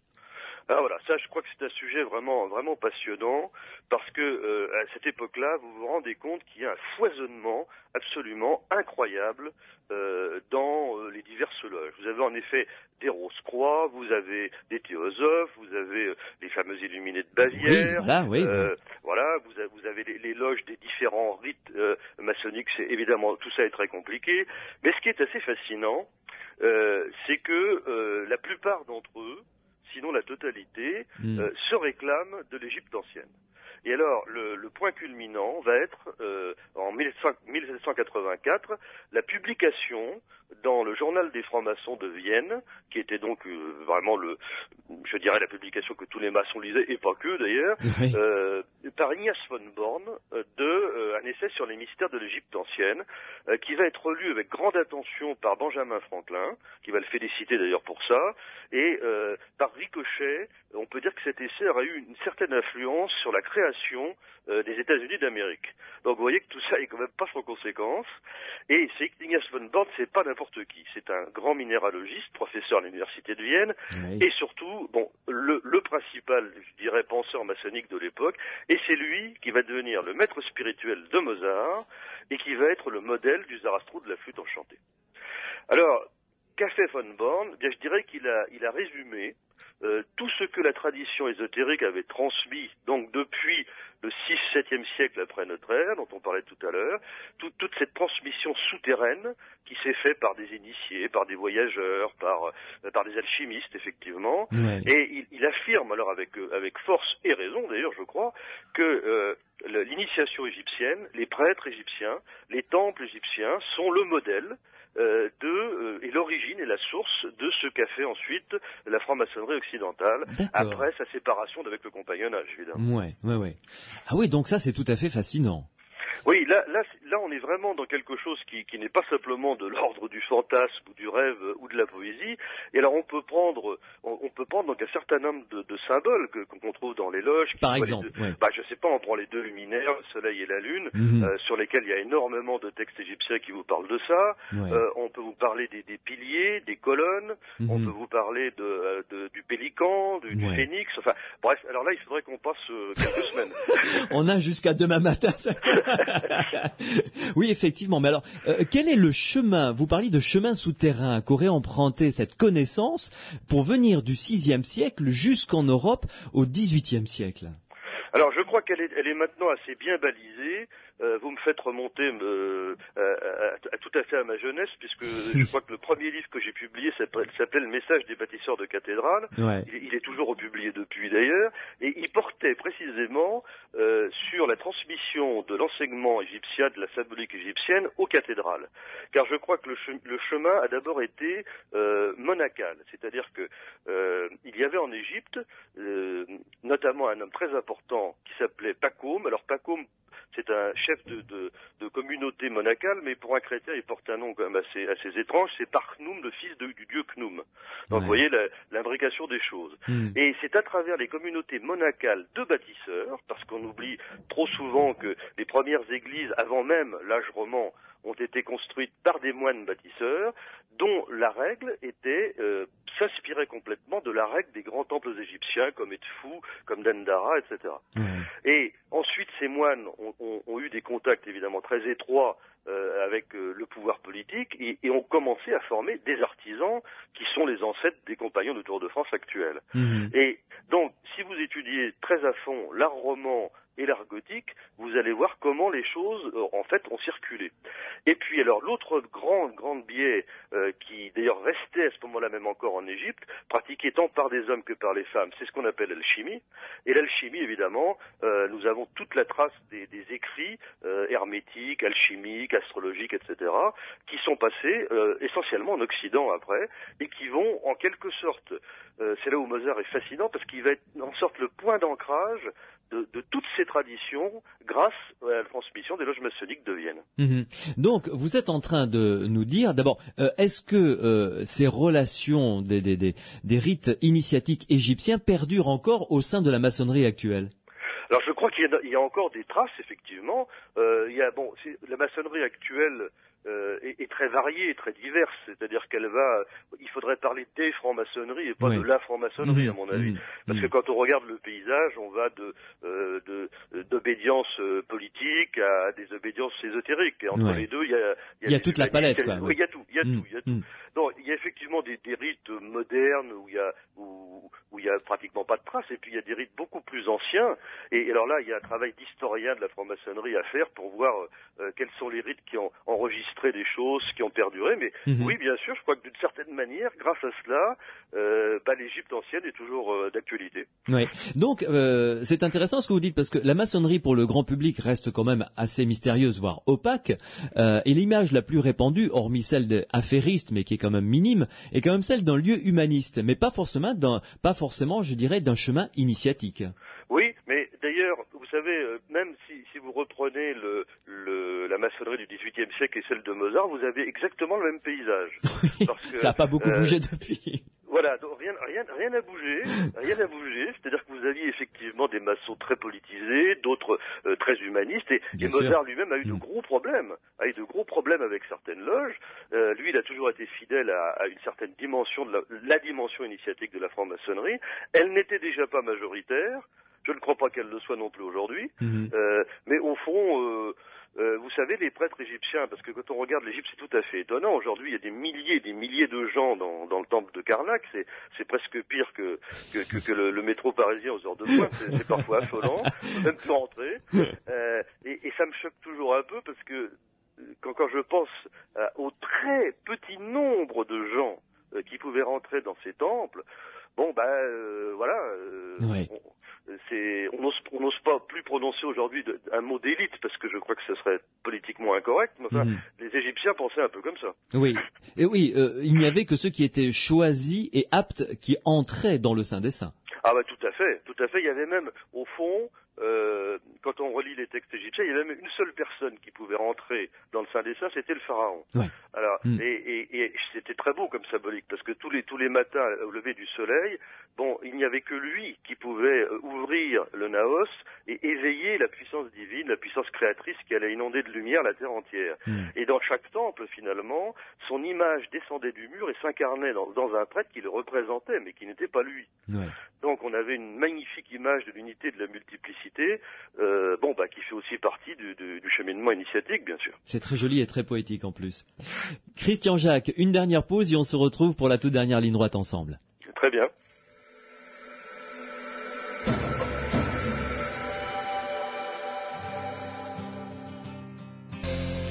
Monsieur Clément sur Sud Radio dans Les Aventuriers de l'étrange, toujours avec Christian Jacques, c'était Je n'ai jamais su.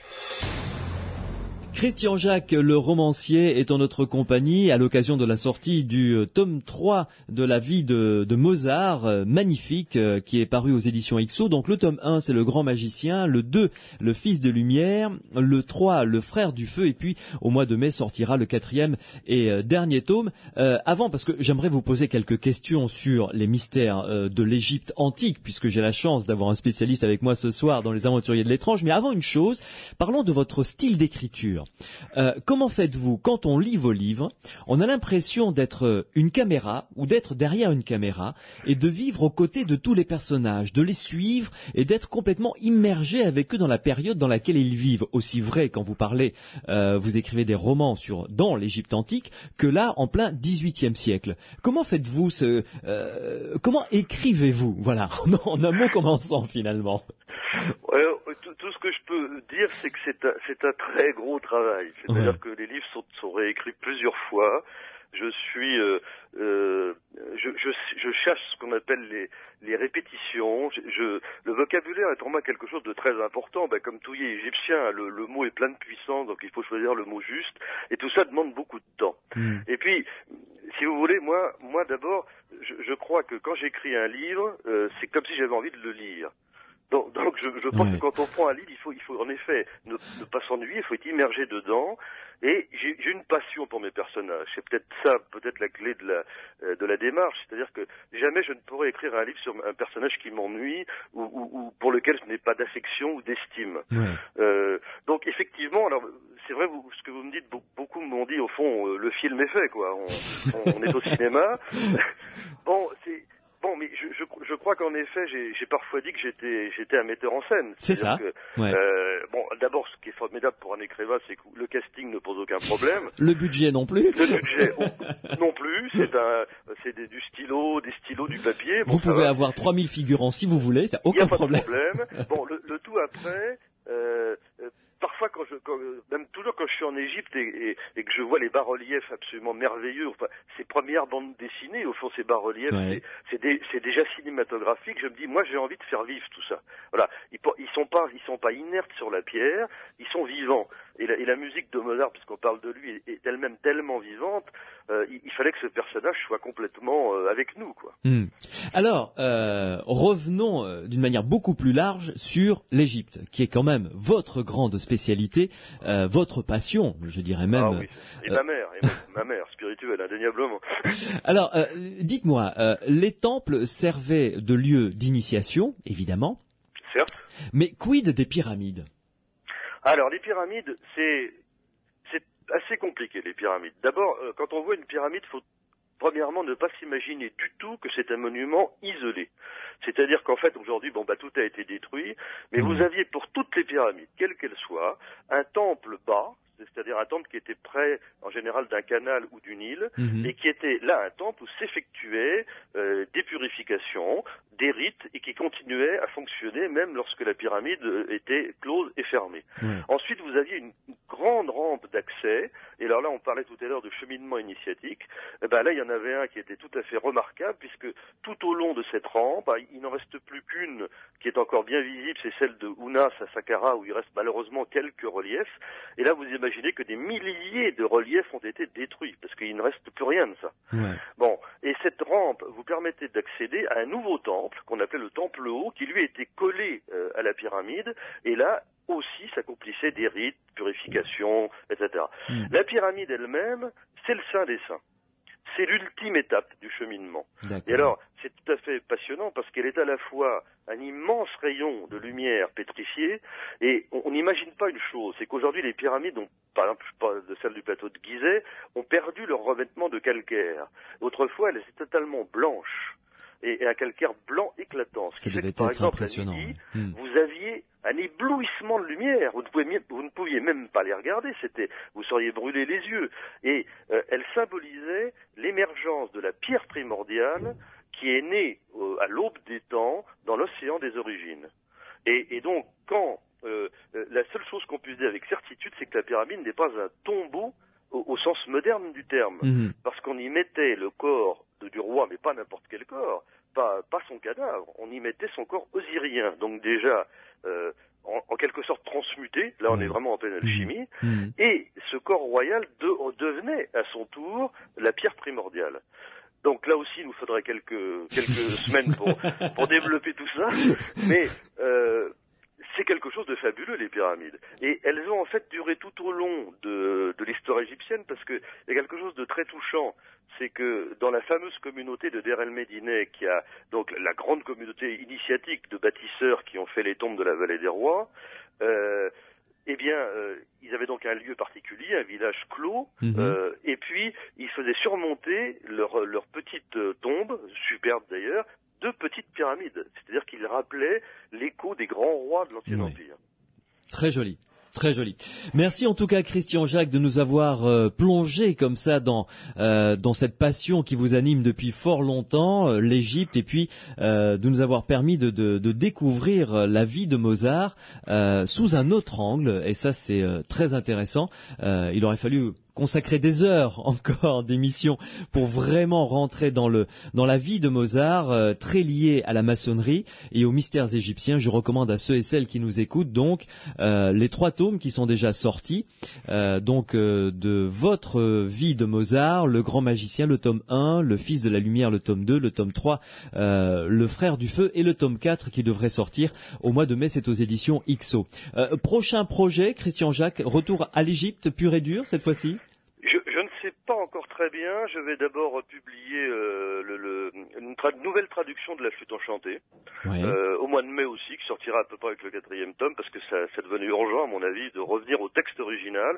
Et puis en ce moment, écoutez, j'ai sur mon bureau 4 ou 5 projets. Puis comme d'habitude, un matin, il y en a un qui va, me sauter à la figure, me prendre par la main, et puis alors là, voilà, ça va être celui-là, mais je sais pas encore lequel. Rendez-vous à la fin de ce prochain projet, en tout cas, j'espère. Merci de votre accueil. Écoutez, merci de votre gentillesse, à très bientôt. Au revoir.